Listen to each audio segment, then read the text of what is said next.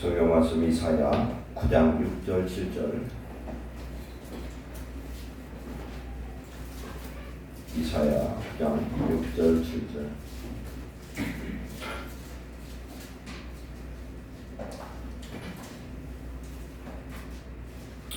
구약 성경 978페이지입니다.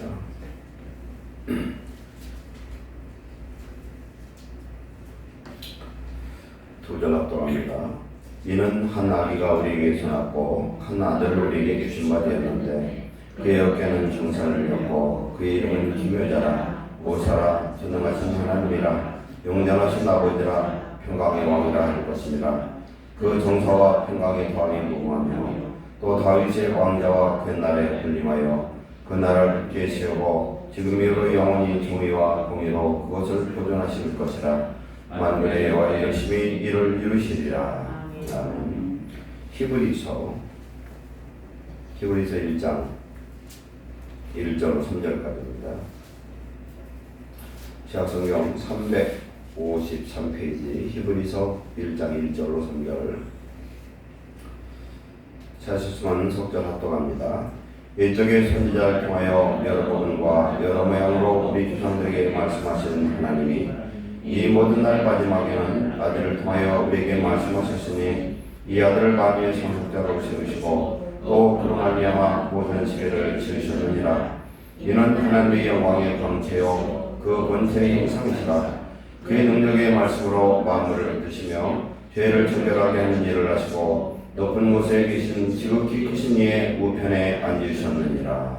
아멘. 아버지, 오늘 주시는 귀한 말씀을 통하여 우리 예수님이 누구인지 우리가 잘 알게 하시고 예수 그리스도 나의 하나님 나의 구주로 믿어서 이제 그 의로 말미암아 구원을 얻는 하나님 백성 되게 하시고 예수님을 증거할 수 있는 하나님의 자녀 되게 하옵소서. 오늘도 종의 입술에 지혜와 지식의 말씀을 살다하셔서 하나님의 말씀을 태어나게 하옵소서. 예수님의 이름으로 감사하며 기도하옵나이다. 아멘. 오늘 말씀은 예수님은 누구신가 라는 제목으로 은혜를 나누고자 합니다. 오늘 낮에 나눴던 말씀이 동방박사의 그 성탄 선물에 대해서 우리가 은혜를 나눴는데 목자들이 가서 갓 태어난 예수님을 경배했던 그 사건은 우리가 신약 성경은 헬라어, 그리스어로 쓰여져 있어요. 헬라어, 그리스어 혹은 한문으로는 흐이라고라고 합니다. 그런데 이 헬라어는 단어가 우리나라 단어보다는 우리나라 말보다는 굉장히 세분화되어 있어요. 우리는 사랑하면 이게 하나님 사랑인지 부모 사랑인지 형제 사랑인지 이성 간의 사랑인지 모르는데 헬라어가 세분화되어 있어요. 요한복음 21장에 보면 예수님이 베드로 보고 너는 나를 사랑하느냐 물어볼 때 그 사랑은 아가페예요. 아가페를 사랑으로 물어보니까 베드로는 나는 필레오 제자와 스승 간의 사랑, 친구의 우정의 사랑, 그런 사랑을 사랑합니다. 또 물어요. 또 예수님이 또 묻습니다. 똑같이 대답합니다. 세 번째는 필레오로 물어봅니다. 그때 필레오로 얘기를 합니다. 그것처럼 여기에 목자들이 아기 예수님을, 거기 아기는 단어가 뭐냐면 블레포스라는 단어인데 이건 갓 태어난 아기예요. 갓난 아기예요. 그리고 동방박사가 경배했던 그 예수님, 그 아기는 똑같은 아기인데 그런 단어가 파이디온이라는 단어인데 이것은 돌진한 정도, 애가 일어설 수 있는 정도, 그 정도예요. 그럼 동방박사가 별을 보고 출발했을 때는 언제였겠느냐? 예수님이 태어난 시점으로 봐야 되겠죠. 그래서 마태복음 2장 그 하반절 이하를 보면은 헤롯 왕이 2살 이하의 어린 아이들을 다 영아를 살해하죠. 근데 그 내용에 말씀 구약에도 연결되어 있어요. 라헬이 그 자녀의 죽음으로 인해서 슬퍼하는 그런 내용이 나옵니다. 왜 그러냐? 베들레헴 지역은 라헬의 후손이 차지했던 그런 지역이라 그렇습니다. 그래서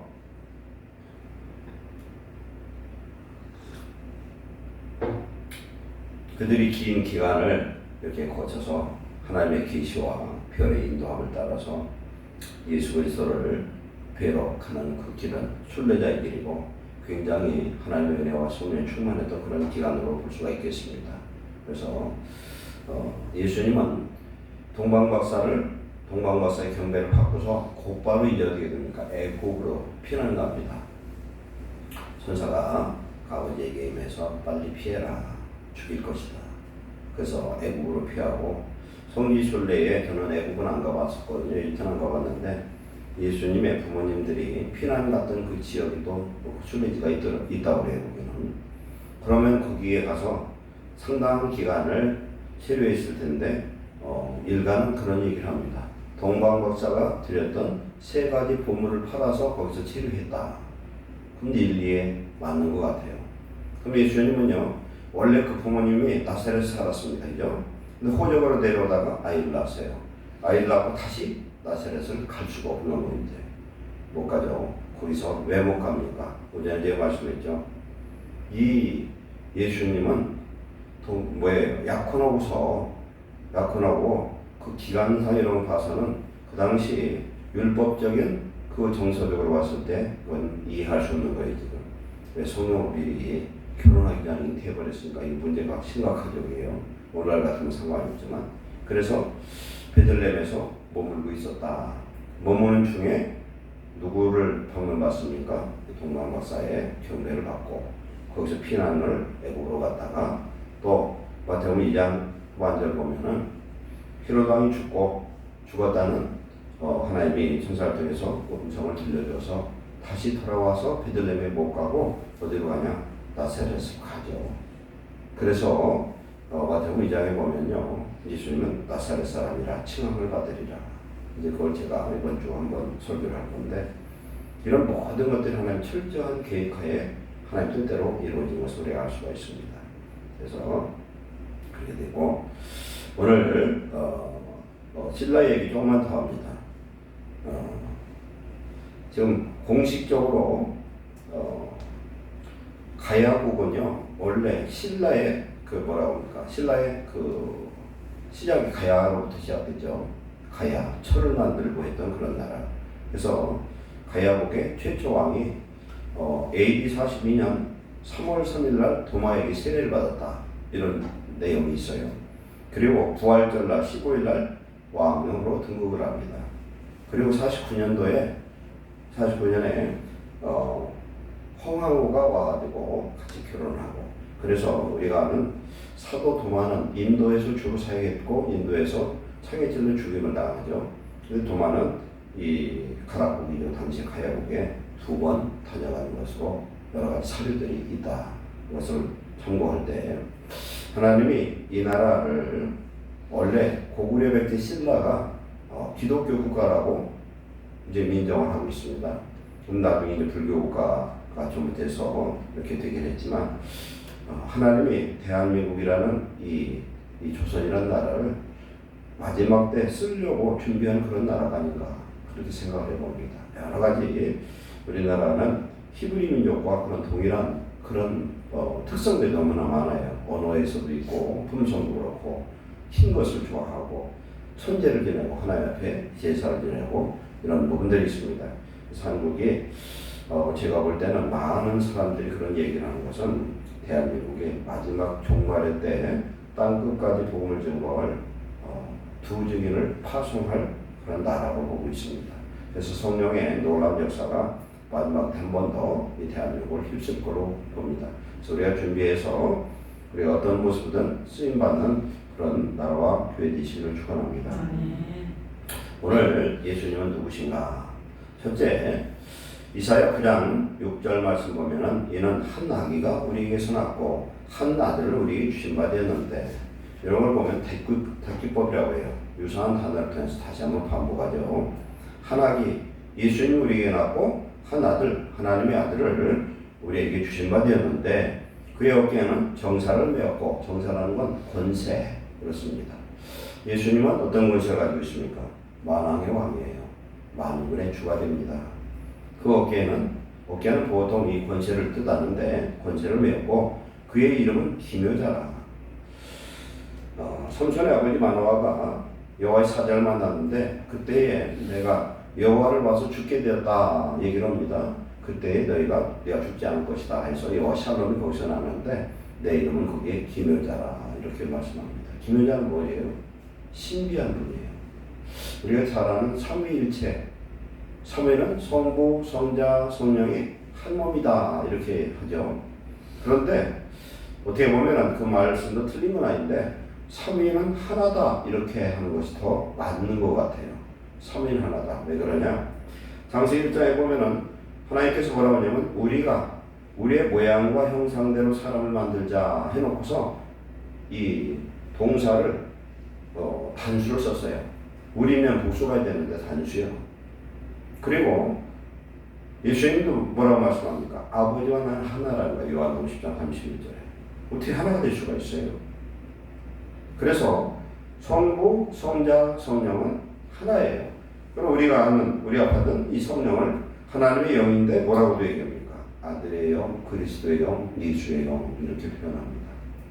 그래서 성부 하나님은 천국 보좌에 계시는데 디모데전서 6장 16절에 오직 그에게만 죽지 아니함이고 가까이 가지 못할 빛에 거하시고 어떤 사람도 보지 못하였고 또 볼 수 없는 이시니 그에게 존귀와 영원한 권능을 돌릴지어다. 아멘. 우리 하나님은 무엇보다 거예요.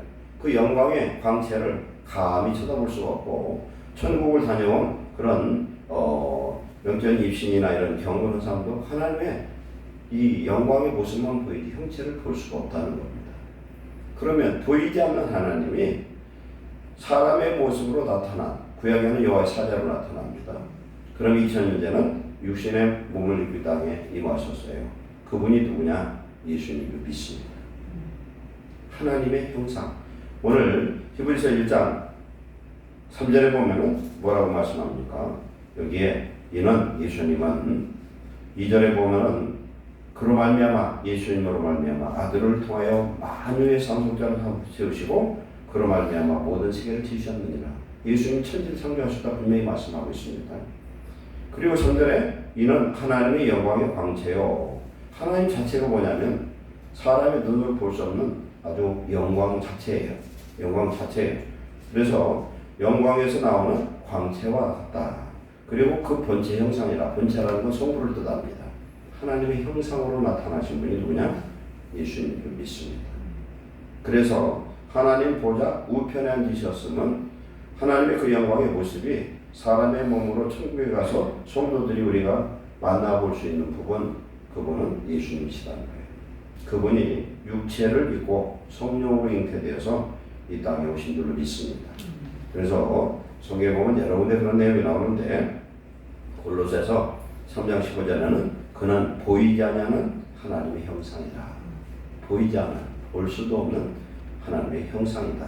이렇게 말씀하고 있고 고린도후서 4장 4절에는 그리스도는 하나님의 형상이니라. 하나님이 사람의 모습으로 형상으로 이 땅에 임하신 분이 바로 예수님이라고 말씀합니다. 그러면은 우리 예수님은 누구냐? 우리는 하나님의 아들이라는 표현을 쓰죠. 우리가 아들, 딸은 어디서 나옵니까? 부모로부터 나오죠. 하나님의 그 영원한 그 신성과 영광의 능력이 사람의 모습으로 나타나신 분이 바로 예수님이시고, 그래서 이 예수님에 대해서 오늘 정의를 하는데 이사야 9장 6절 7절에 한 아기로 한 아들로 우리에게 주신 바 되었는데 그 어깨는 세상의 모든 권세가 그 어깨에 있고 그 다음에 그는 기묘자라. 신비한 분이라는 거예요. 그래서 우리가 창세기 14장에 보면은 멜기세덱이 나와요. 멜기세덱. 그리고 히브리서 5장, 6장, 7장에 멜기세덱을 해석을 하는데 이렇게 해석합니다. 7장에 그는 먼저는 의의 왕이요 두 번째는 평강의 왕이라. 의의 왕, 평강의 왕이 누구냐면 예수님이시라는 거예요. 멜기세덱이에요. 멜기세덱인데 이름의 뜻이 의의 왕, 평강의 왕인데 거기서 뭐라고 얘기합니까? 아비도 없고 어미도 없고 씨앗도 없고 끝도 없는 전능하신 하나님의 제사장이라 이렇게 표현합니다. 제사장이 오늘 뭐라고 그랬어요? 다리 놓는 사람이야. 하나님과 사람과 중보자, 디모데전서 2장 5절에 하나님과 사람 사이의 중보자는 사람으로 오신 이 땅에 2000년 전에 성탄하신 예수님 한 분밖에는 중보자가 없다는 거예요. 어떤 사람의 중보도 필요 없어요. 그 예수님만 하나님과 사람이 맡긴 담을 흐르는 화목제물이 되고 화평의 사자인 줄 믿습니다. 그래서 그 예수님을 우리가 해석을 하려면 해석할 수가 없어요. 우리 인간의 지식으로 이해가 안 돼. 그래서 그분은 하나님의 본체 형상과 그 다음에 본체 형상으로 예수님이 나타나시고 그 다음에 뭘로 나타나시냐? 성령으로.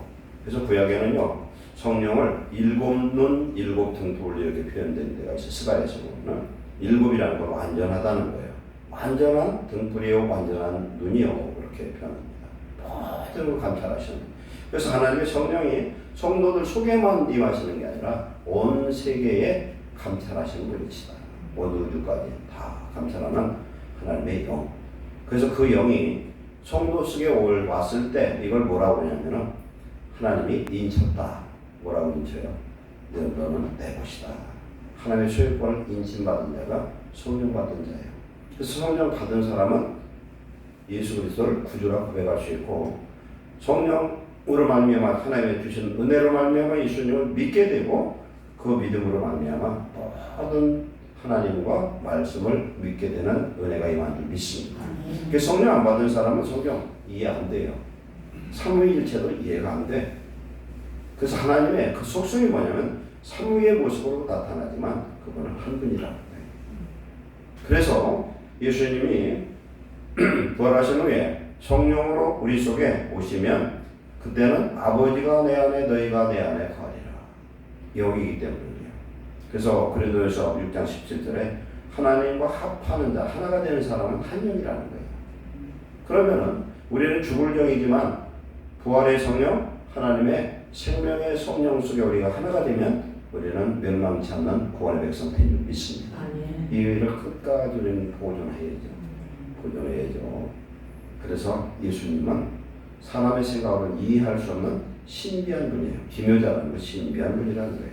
신비한 분이라. 삼위되신 하나님의 그 속성을 우리는 성령으로 은혜로 알 수 있어요. 두 번째는 모사가 어떻게 보면요. 우리나라 이 단어가 조금 번역이 좀 그래.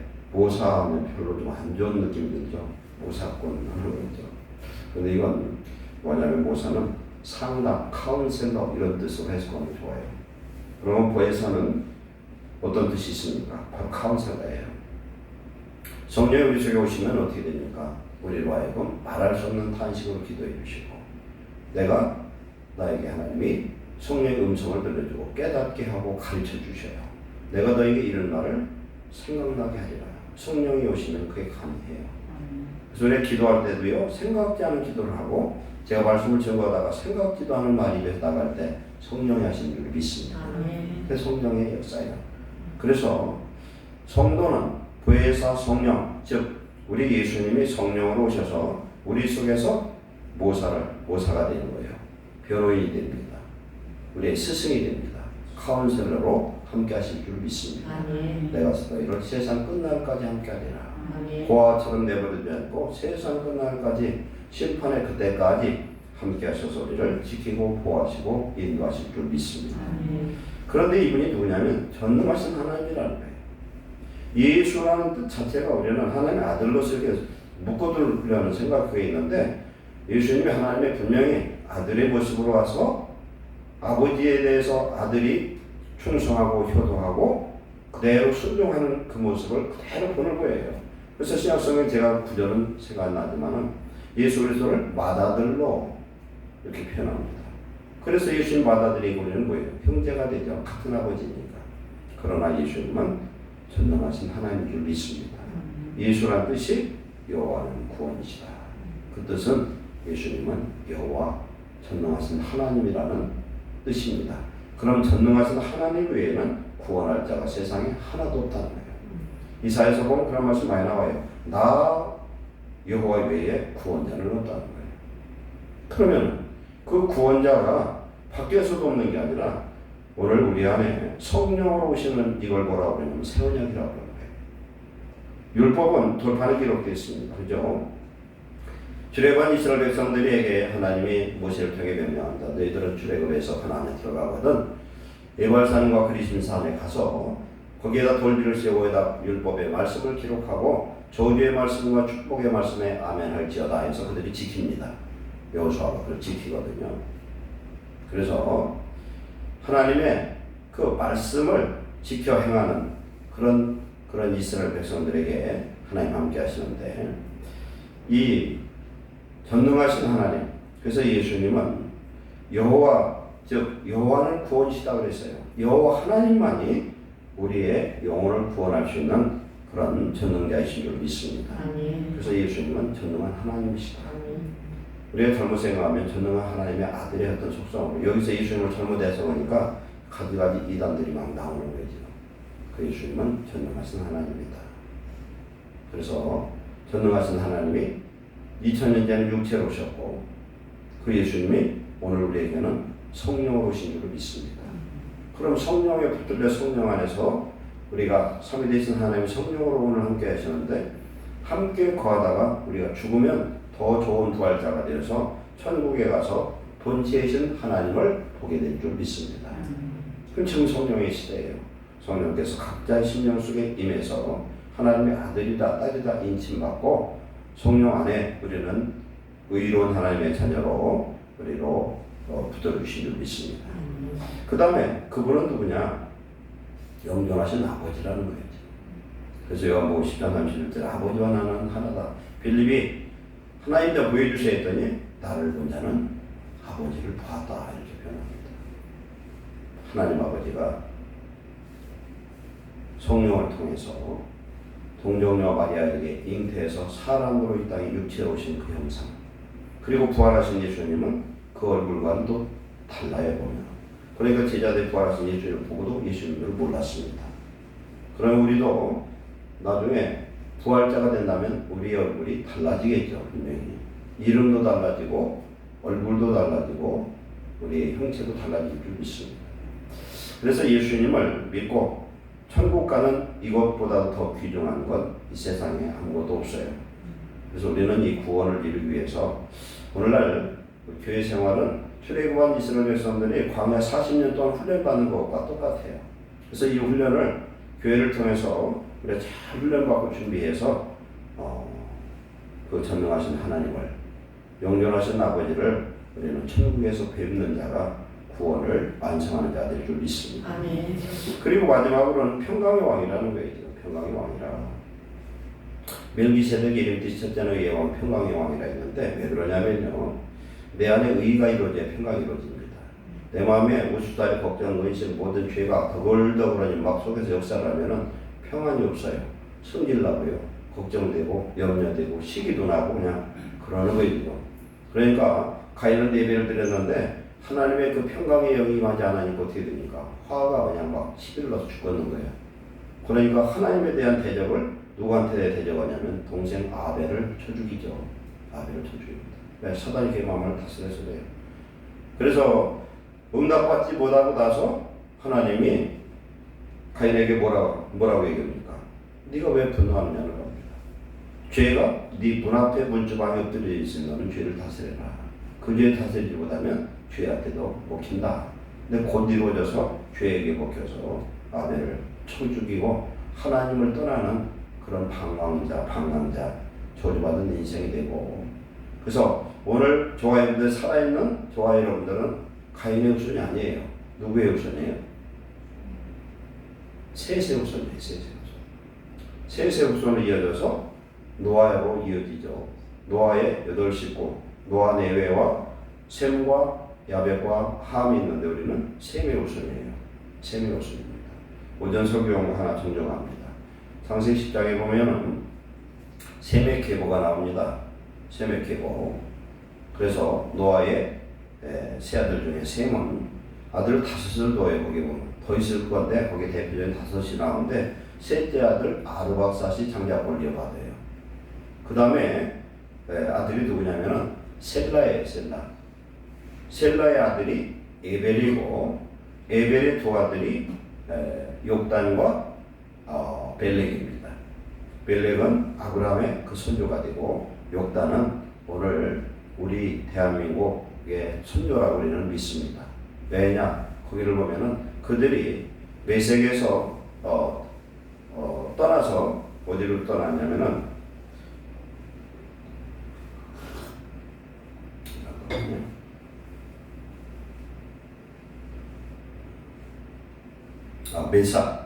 메사에서 떠나서 스발로 동쪽 산악으로 이렇게 흘러갑니다. 그래서 어떤 목사님은 그때 욕단이 13명의 그 아들을 데리고 떠날 때에 불렀던 노래가 아리랑이라고 하는 목사님이 있어요. 아리랑은 뭐예요? 나자 떠날 이자 사내라는 자거든요. 그러니까 나를 떠나시는 님. 그게 서로가 헤어질 때 그 슬픈 노래를 부르죠. 그래서 그들이 와가지고 스발이 스베리아로 보고 있어요. 스베리아. 이렇게 보고 있는데 그거에 대해서 연구한 그런 내용들을 보면은 여러 가지 그 증명할 만한 것들이 많이 있어요. 그래서 우리나라 이 조선 사람들은 한민족은 욕단의 후손으로 그렇게 보고 있습니다. 그래서 마지막 종말의 때도 같이 연결해서 이들이 대한민국의 욕단의 후손이 땅끝 예루살렘에 있는 벨렉의 후손들에게 복음을 전거해서 구원시키는 그런 사명이 있지 않는가 그렇게 생각해 봅니다. 그래서 오늘 우리 예수님은 누구냐? 하나님의 형상이시다. 하나님이 사람의 몸으로 나타나시고 그 다음에 천국에서도 눈에 보일 수 있는 모습으로 나타나신 분이 바로 예수님이시다. 근데 예수님은 오늘 말씀한 대로 신비한 분이다. 우리가 세상의 지식으로는 해석할 수가 없어요. 우리가 성령 받은 자만이 믿음이 있는 자만이 삼위일체가 이게 이해가 돼요. 세상이 이해가 안 돼요. 우리 사람도 어떻습니까? 눈에 보이는 몸이 있고 영이 있고 혼이 있잖아요. 그런데 영과 혼은 또 다르더라고요. 사람이 딱 죽으면 그 사람 형상 그대로 보면서 쪽 빠져나가서 자기를 봐도 나는 여기 있는데 육체는 그대로 있잖아요. 그렇게 이 육체 속에 영이 요 모습 그대로 있고 내가 지금 지체장애자라도 영은 지체장애가 없더라고요. 다리 하나 없어도 온전한 사람이에요. 그러니까 천국은 온전한 모습으로 회복될 줄 믿습니다. 그러니까 이 부지체 같은 사람은 실상 그 사람 간증을 들어봤더니 회심한 사람이 약 50만 명 정도 되는데요. 회심한 사람이. 이 부지체가 간증하면서 하나님을 증거하고서 그 사람들은 보통 어떤 사람들이 예수를 믿느냐? 극단적으로 좌절하는 사람들이 대체적으로 인생을 좌절하고 슬퍼하고 절망한 사람들이 이 부지체를 보고서 감동을 받고 하나님의 은혜를 받고 새 힘과 소망을 얻는 줄 믿습니다. 근데 그 사람은 사기가 멀쩡했더라면 그 사람은 한 명도 구원하지 못했을 수 있어요. 그러나 사기가 그렇게 돼서 하나님의 성령의 능력이 많으니까 자기를 사랑하고 하나님 내가 복받은 사람이구나.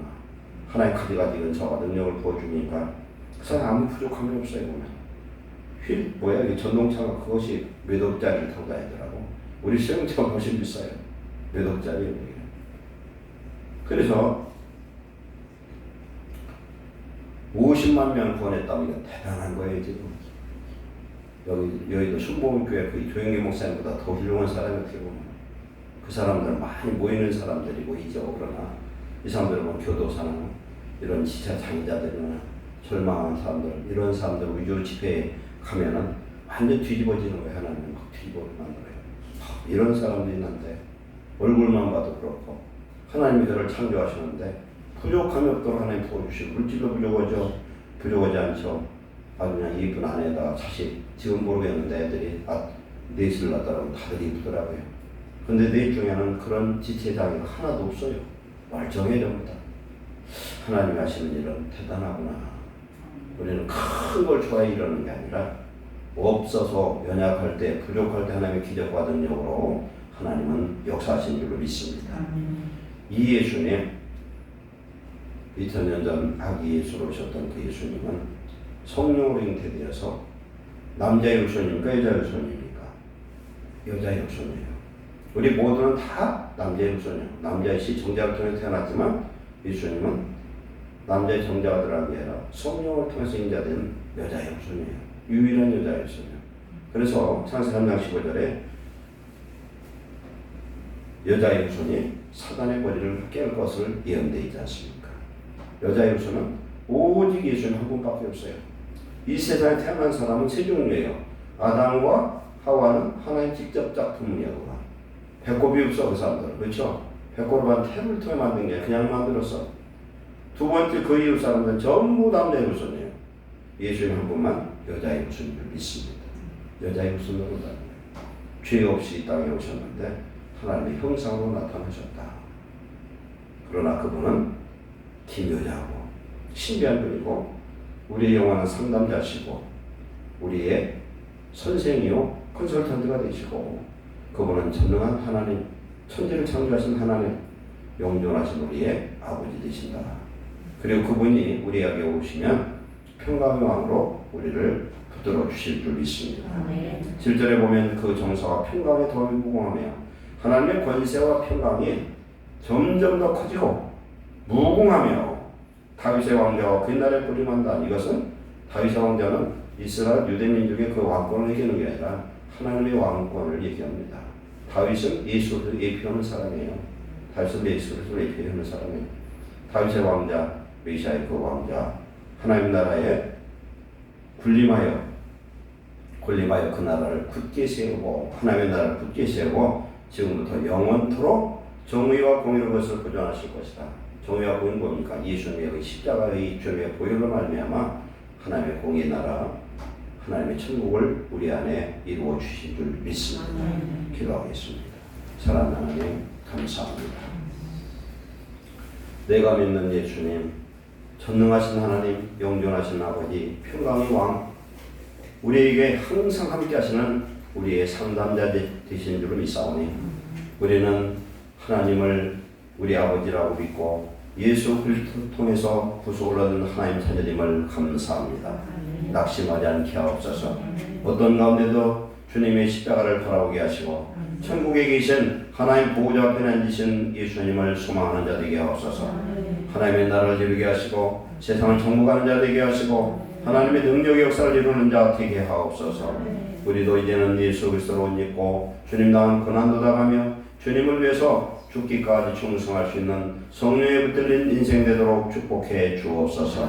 우리의 연행 심사가 이제는 온전히 바로 세워지어서 2020년을 바로 맞게 하시고 하나님 과거의 삶이 아니라 이제는 새로운 피조물로 새로운 인생, 예수님이 우리의 주인 된 인생, 하나님의 일을 통해 영광 받는 복된 하나님 자녀 되게 하옵소서.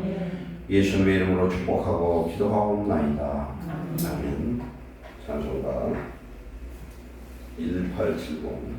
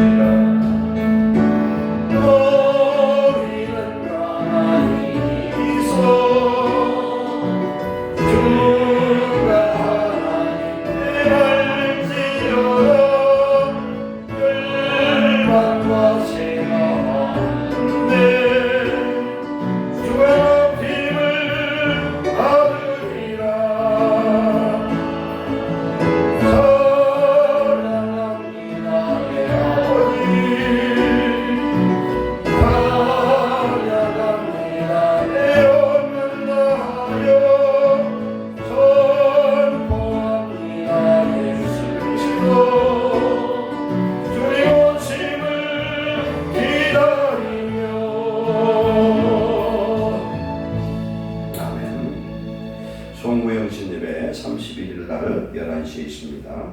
기도 제목 공란놀이서 인생하신가 각자 갖고 가셔서 적어가시고 31일 날 강단에 제출하시기 바랍니다. 다 같이 주기도록 예배를 마치겠습니다. 하늘에 계신 우리 아버지여, 이름이 거룩히 여김을 받으시오며 나라가 임하시오며 뜻이 하늘에서 이루어진 것 같이 땅에서도 이루어지이다. 오늘 우리에게 일용할 양식을 주시옵고 우리가 우리에게 죄지은 자를 사하는 것 같이 우리의 죄를 사하여 주시옵고 우리를 시험에 들게 하지 마시옵고 다만 악에서 구하시옵소서. 나라와 권세와 영광이 아버지께 영원히 싸움나이다. 아멘.